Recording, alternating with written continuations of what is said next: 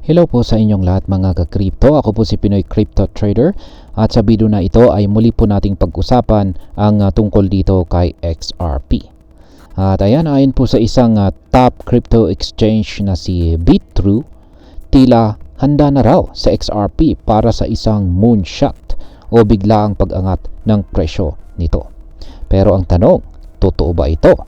O baka naman puro hype lamang? Kaya yan po ang siyang ating aalamin sa video na ito.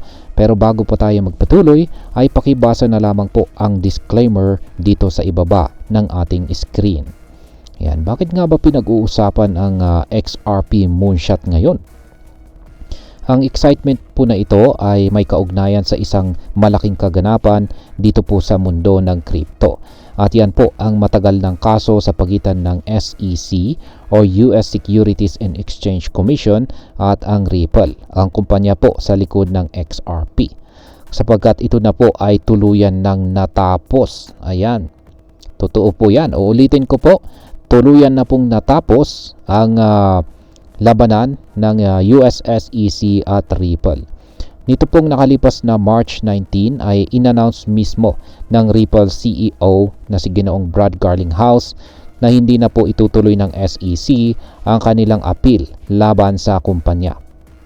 Para sa mga hindi po pamilyar, ang kaso po ng SEC laban sa Ripple ay isa po sa mga pinakamalaking legal battles sa industriya ng crypto. Nito pong nakalipas na taong 2024 ay naglabas na po ng final judgment si Judge Analisa Torres kung saan ay pinatawan po ng multa ang Ripple. Ngunit kahit tapos na po ang hatol, nag-apila pa rin ang SEC. Kaya naman maraming XRP investors ang nag-aabang kung ano po ang magiging final verdict. Dahil dito ay noong in-announce na hindi na itutuloy ng SEC ang appeal, nag-react po agad ang market.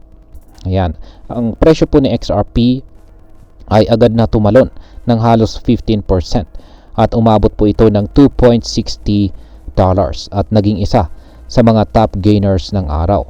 May mga ilan pang analyst na nagsabi na posibleng umabot po sa $10 ang presyo ni XRP dahil po sa magandang balitang ito.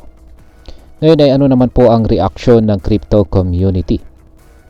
Ayan, dahil po sa tweet ng Bitrue na tila nang hihikayat ng excitement para kay XRP, marami sa crypto community ang natuwa. Pero hindi lahat po ay impressed. Kahit na umangat po ang presyo ni XRP, agad din po itong bumagsak sa $2.45 na nagresulta sa 8% gain sa loob ng 24 na oras. Hindi ito ang explosive na pagtaas na inaasahan ng ilan. Kaya marami ang nagtatanong, ano pa ba ang kulang? Ayan. Ano pa nga ba ang kulang? May ilang traders ang nadismaya sa naging takbo ng presyo.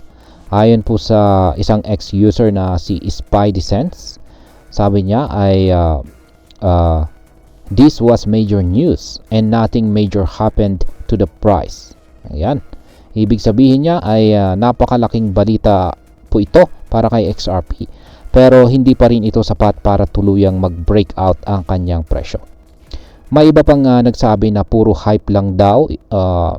Puro hype lang daw ito at walang action. Ayan, sabi rito ay the case ended and still XRP can't even break $3. Ibig sabihin ay kahit natapos na ang malaking balakid sa kaso, hindi pa rin ito naging sapat para tuluyang umangat ang presyo sa mas mataas na price levels. Ngayon ay ano po ang pwedeng mangyari sa hinaharap ni XRP. Kung may mga nadismaya sa price action ni XRP, may ilan din pong analyst na hindi nagulat sa naging takbo nito.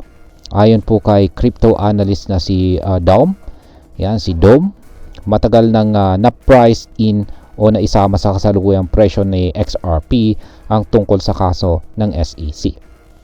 Kaya nang tuluyan po itong matapos, hindi na ito nagdulot ng malaking sorpresa na magtutulak sa presyo pataas.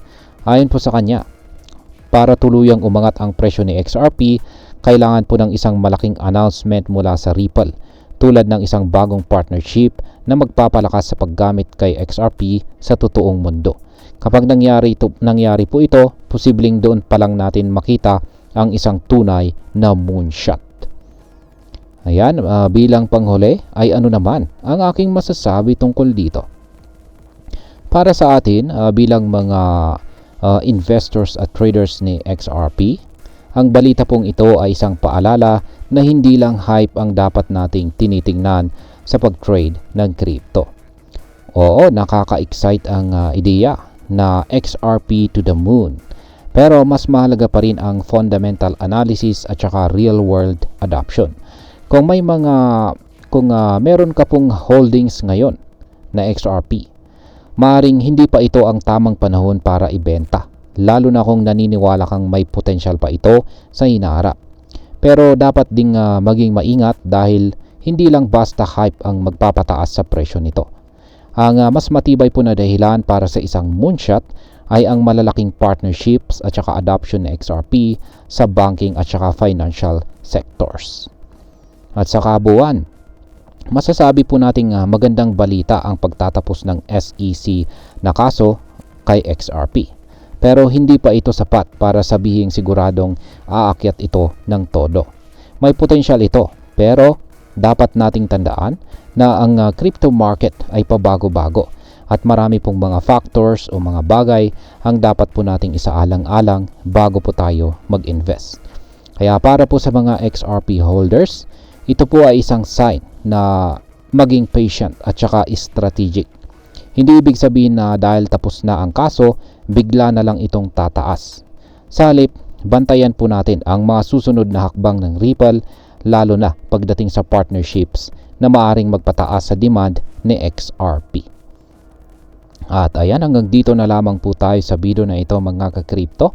Marami pong salamat sa panonood. Ingat po tayo lagi at God bless po sa ating lahat.